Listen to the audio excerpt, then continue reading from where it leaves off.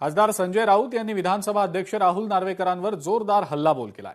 मोदींच्या भाषेत खरे बौद्धिक नक्षलवादी हे विधानसभेचे अध्यक्ष आणि निवडणूक आयोग आहे असं वक्तव्य राऊतांनी केलंय।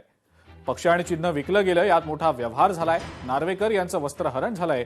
संवैधानिक पदावर बसलेला व्यक्ती किती बोगस आहे हे त्यांनी दाखवून दिलंय अशी टीका राऊतांनी केलेली आहे। तर नार्वेकरांना विधानसभेचे अध्यक्ष असल्याचं भान नाही अशी टीका भास्कर जाधवांनी केलेली आहे। तर या टीकांना भाजपचे मुख्य प्रवक्ते नवनाथ बन यांनी प्रत्युत्तर दिलंय।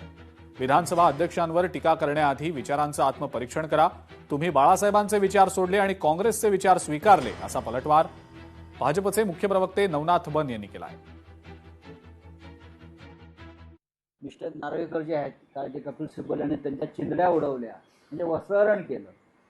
आता ते तिकडे हाफ चड्डीवर फिरतात, एवढं वस्त्रहरण झालंय कुलाव्यात, बरं का, निर्वस्त्र केलं त्यांना। म्हणजे किती संविधानिक पदावर बसलेला व्यक्ती किती बोगस आहे, भ्रष्ट आहे,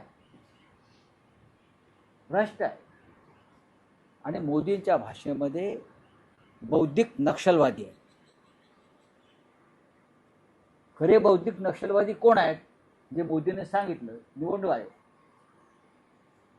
निवडणूक आयोग हा बौद्धिक नक्षलवादी आहे। विधानसभेचे अध्यक्ष ज्याने बेकायदेशीर निर्णय दिला ते बौद्धिक नक्षलवादी आहे। ते असं आहे की राहुल नार्वेकरांना एका गोष्टीचं भान राहिलेलं नाही की आपण विधानसभेचे अध्यक्ष आहोत। अर्थात राहुल नार्वेकरांचं एकंदरीत वर्तन आणि त्यांचं काम आणि त्यांची वागण्याची पद्धत बघितली तर विधानसभेचा अध्यक्ष हा कुठल्याही पक्षाचा नसतो, त्याची भूमिका ही पक्षातीत असली पाहिजे। परंतु राहुल नार्वेकरांसारख्या व्यक्तीकडून अशा गोष्टीची अपेक्षा करणं हे चुकीचं आहे। संजय राऊत, तुम्ही बाळासाहेब ठाकरे यांचे वैचारिक वारसदार होतात, परंतु आता वंदनीय हिंदू हृदय सम्राट बाळासाहेबांचे विचार तुम्हाला झेपत नाहीत। तुम्ही आता काँग्रेसचे वैचारिक वारसदार झालात, तुम्ही आता समाजवादी पार्टीचे वैचारिक वारसदार झालायत।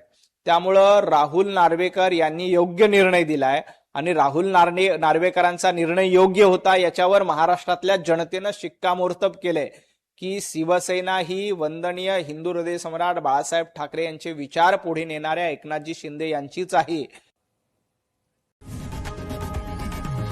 लोकशाही मराठी ऐका, पहा, जागरूक रहा।